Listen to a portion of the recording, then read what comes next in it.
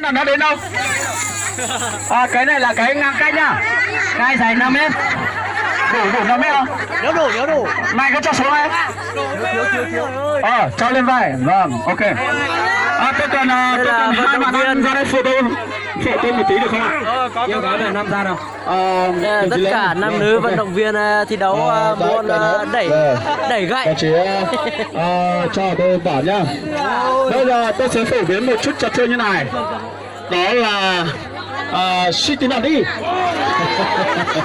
Sitting on đi ta sẽ biết chỉ số tệ số tệ tuổi nữa. Số tệ sát tệ tuổi nó đi còn sai tệ tuổi nó còn nó lý trả đó. Họ đâu bây giờ khó xí ta tệ xí rồi. Họ này họ ta cá chỉ muốn chờ xuống gần nằm đi.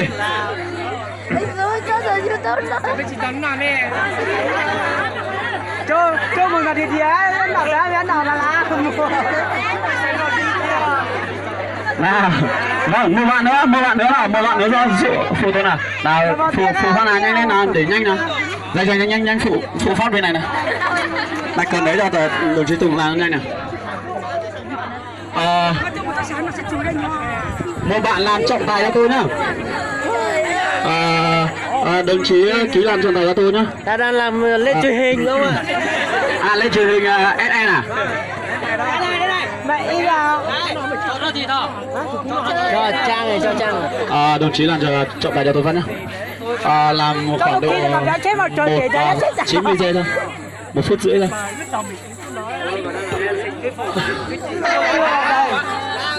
Đây là công đoạn chuẩn bị.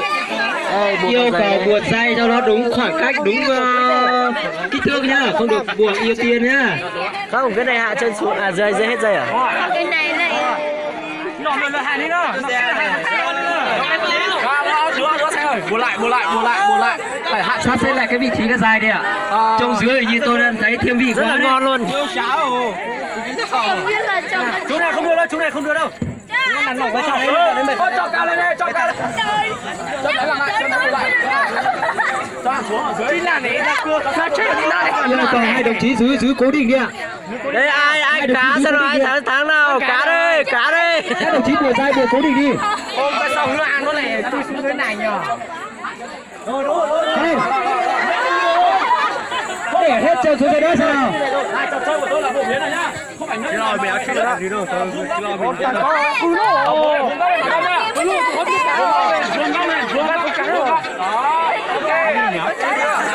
Như này đây làm nào làm yêu cầu là phải đứng thẳng hàng nhá, không được đứng như này cơ ạ.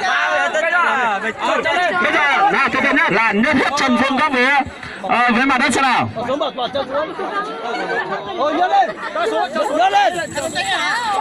Cái này hơi dài. Cái này hơi dài. Xuống dưới đó trước. Không, cái này được rồi. Bởi vì cái này chỗ này hơi cao, cái chỗ kia ta thả lỏng một chút đi. Bởi vì là ở giữa nó trúng xuống ở hai đầu này nó hơi ấy. Do nặng quá, tình yêu nặng quá nên cho đôi thanh trì của ta nó bị chiếu xuống dưới đất rồi. Vâng. Từ nhá. Các mì thì kéo mạnh quá nhá. Con trai cũng được ăn nữa. Nào, chuẩn bị bắt đầu nhá. Ok, ra này. Cho cá lên một tí nào qua đầu. Rồi, đó. Cao nữa để cái chân nó phải dưới thế này nó mới mỏi để nó ăn được, cao nữa đây. Đúng rồi. Để bắt thằng này phải nhấc chân lên. Đúng rồi. Có nghĩa là thấp quá, người con gái không được cúi xuống. Nhưng mà thấp quá không được, cao quá không được. Mà phải làm thế nào người con gái đứng như này mà chỉ hơi nghiêng người này để ăn thôi. Chứ không được cúi xuống này để ăn này. Chứ không cao để con chân nó phải nhấc chân lên mới cao. Chân phải vuông gấp với mặt đất. Làm chân vuông gấp với mặt đất nhá. Phải cho nó mỏi để thằng mới quyết định thằng nó khỏi. Đấy phải dưới này, cứ dưới này đi. Thời gian sẽ là 90 giây. Thì ai mỏi ai thua. Tôi để xin cho các bạn sao? Chưa bắt đầu mà. Mày ta không mỏi. Có bác chúng ta có phù hợp không ạ? Mà ăn họ mỏi mày ta dưới Trước khi các bạn bắt đầu thì tôi yêu cầu bà con có gì chúng ta cho một tràng pháo tay cho đến cả đôi chúng ta được không ạ? Vâng. Ok. Các bạn đã hiểu thể lệ chưa ạ? Hiểu thể lệ của chơi chưa? nào bắt đầu nhá. Nào hai người chờ xuống của tôi cho lên. Rồi. Cho người thôi, từ từ. Lên nữa đây. Chuẩn bị đi. Từ từ đã. Vừa bảo sao vừa sao vừa rồi vuông lên nhá. Buồn gom nha, Trần buồn gom nha. Nào, chuẩn bị nhá. Cho số này hai số rồi hãy cỡ lên để miếng dưới chạm. Rồi, miếng dưới chạm lên. Miếng dưới chạm lên, hạ chân xuống, hạ hết chân xuống. Hạ xuống tới đây rồi. Bây giờ xuống bên này. Xong là 4 bạn nam giữ như nào để giữ mà miếng dưa không lung lay mà để bạn nữ ăn nào. Sẵn sàng chưa? 1 2 3 Cao lên, cao lên. 4 5 bắt đầu. 2 nào cao lên. Nào. Cố lên, cố lên. Từ thôi. Nhớ không được, nhấc chân cao lên nhớ. Nhấc chân cao lên. Không được dừng tay. Đi vào đây này, đi vào đây này. Đi vào đều. Cố lên. Là này cho chúng ta thể hiện nào nhanh lên.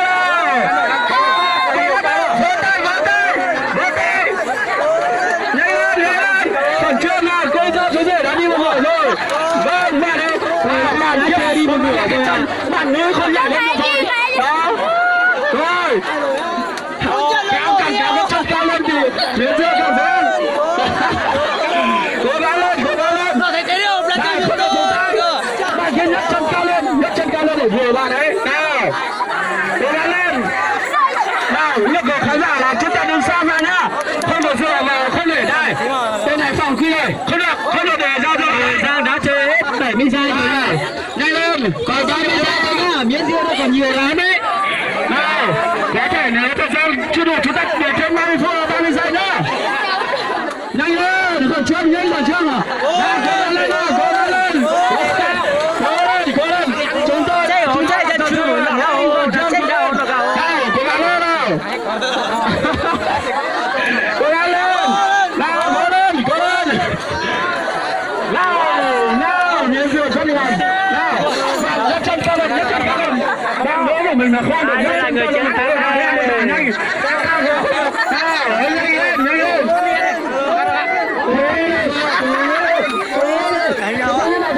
Thời gian đã chơi được 100 phút rồi, 100 giây rồi. 120 phút nữa. 120 giây.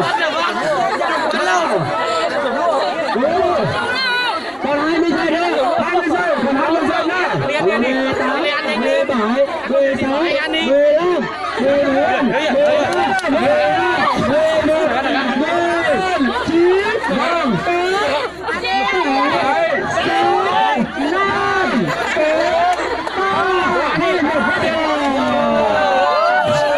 Nhấn lên.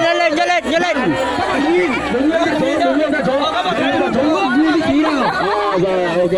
Cả bên nào đứng vị trí nào. Cả bên nào đứng ra vị trí của cả bên đó. Qua lại đây cho con trai ăn. Đúng rồi. Chạy lại đi. Cho con trai ăn đi. Cho cha ăn nhá. Chưa hết này là quay lại cho Đánh giá đó, không cứ phải đánh giá cái này sẽ ai thắng đó. Ai thắng đó. Ngược một này nhá. Vâng. Đúng với vị trí. Sao đây ạ? Yêu cầu khán giả ra ngoài một tí nhỉ. Bây giờ là đến lượt đầu tiên là cô dâu với chú rể. Chúng ta sẽ đánh giá sao cuối cùng nhá. Con này ăn. Đây. Đây nhất rồi. Thứ tự là cô dâu chú rể sẽ là cả đôi số 1 và đây sẽ là cả đôi thứ tư. Nào, tiếp bà con và ban giám khảo và chúng ta xem đây được bao nhiêu phần trăm ạ? Chỉ cá duy nhất được 2 miếng thôi. Đây là sẽ được bé rồi. Cái này là được 0,5 thôi nhá. Còn cá đôi số 3 ăn khá nhiều nhưng mà hình như là cái múi đã đâm nhiều quá rồi sao ấy. Vâng, cái này được 1 điểm. Chấm điểm nhá. Cái này hình như là cái múi hơi nhỏ một tí là nhanh hơn nhưng mà rất là tuyệt vời. Cả đôi là 3 điểm. Sao bạn nhấc chân lên một tí để cho khán giả nhìn thấy nào? Hơn không ạ? Ăn được nhiều hơn chưa? Rồi. Cái này được mà 1,5 điểm. Còn cái này, ôi đúng là hôm nay cô giáo chú rể thật tình cảm và rất là biết giúp đỡ lẫn nhau. Nên là cái này theo bà con chúng ta chấm mấy điểm ạ? 10 điểm. 5 điểm. 2 điểm nhá. 2 điểm. Như vậy là đội là thắng ạ. Cô dâu và chú rể. Vâng, cho cô dâu và chú rể một tràng pháo tay. Cô dâu đã rất là tuyệt vời rồi. Bây giờ là chúng ta ngược lại một chút được không ạ? Được thì cho một tràng pháo tay để chúng ta ngược lại. Bây giờ sẽ là đến lượt Tử. Bây giờ các bạn Tử nhấc chân lên thử xem nào. Đây hiểm 2. Bên đây cao lên xem nào, mày mở tay à? Nhấc chân lên. Nhấc chân lên. Rồi, nhấc chân lên. Ôi sao cái xe này nhớ thế? Nó chỉ là. Bởi vì các bạn nữa không nhấc chân cao mà. Ok, cao thêm một tí nữa, cao thêm một tí nữa. Đừng, vừa xuống, hạ xuống tí. Đây chưa nhất mà. Chưa nhất là tí nhất lên là được. Xuống này nhá. Chuẩn bị chưa? Ok rồi. Ta chuẩn bị chưa? Ok rồi. Ok rồi. Đúng vị trí chưa? Vâng, đúng vị trí vào. Ké ôi rồi. Tôi đến nhá. Từ 5 về 1 là bắt đầu nhá.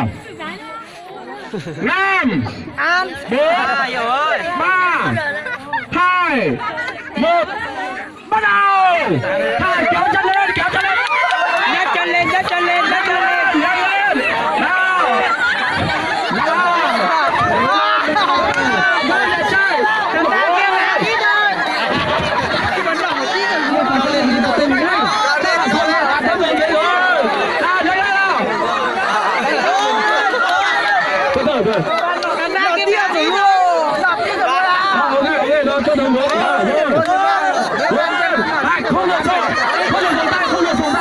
Chú sẽ vào cái dây này.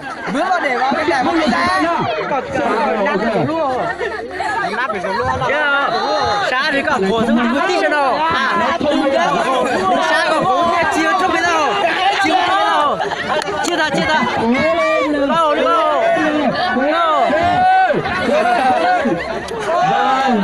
Rất là tuyệt vời. Nào. Nào, chúng ta dùng mưu. Bây giờ chúng ta dùng mưu, đang dùng đường mưu thì ai được vào ai nhất nhá.